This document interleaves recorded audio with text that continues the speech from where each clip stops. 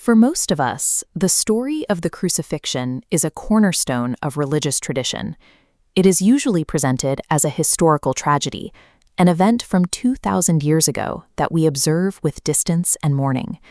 But while we focus on that ancient history, we often struggle with a very modern problem. We set goals and dream of progress, yet we constantly sabotage ourselves because of the heavy internal stories we carry. Reverend Ike saw this symbol as an active tool designed for psychological transformation today. He argued that focusing on the cross as a sad historical artifact actually prevents us from doing the work of identifying and removing the negative self-talk that is weighing us down right now. Reverend Ike rejected the traditional view of Good Friday as a day of doubt and mourning. He redefined the cross as a verb, treating it as the literal act of crossing out one's own internal limitations and failures. Ike pushed past religious dogma to teach what he called the science of living, a practical method for understanding how the mind dictates your daily experience. He taught that to find true abundance, you have to violently and actively cross out every part of your identity that says you aren't enough. If the cross is an action rather than an object, we have to ask, what exactly is the old man mentioned in the Bible that must be crucified? Ike explained that this old man is simply your negative self-identity, the internal voice that keeps you anchored to your past mistakes. He focused heavily on material identity, arguing that you must cross out the internal story of poverty or failure before your external life can show signs of prosperity. He extended this logic to our physical and emotional states. Sickness or sadness must be mentally crucified to make room for vibrant health.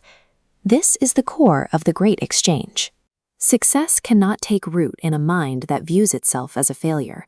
The old identity must be entirely removed for a new one to survive.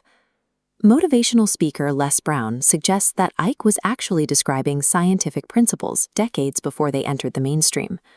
Ike's ideas align with modern psychoneuroimmunology, exploring how an internal narrative directly suppresses the immune system.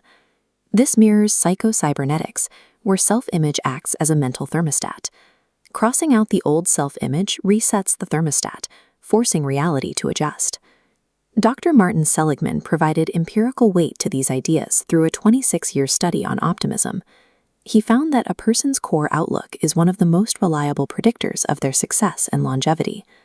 Ike's emotionally charged sermons focused on the same psychological levers that modern researchers would eventually measure and validate in the lab. Ike's message was controversial because it moved the focus away from traditional religious figures and institutions. While most preaching pointed toward a distant afterlife, Ike advocated for immediate, personal psychological change. He shifted the locus of control entirely to the individual. Power wasn't an external gift to wait for. It was an internal resource waiting to be unlocked. He argued that health, wealth, and joy are instantly accessible the moment you stop protecting the negative self that says they are impossible. If we take this tool seriously, it forces us to ask a very difficult question about our own daily lives. Which limiting stories are you still keeping alive? Which identities of failure or restriction are you currently refusing to let go of? Ike's ultimate ultimatum is this: what part of yourself are you willing to aggressively cross out today so that an abundant life can finally begin?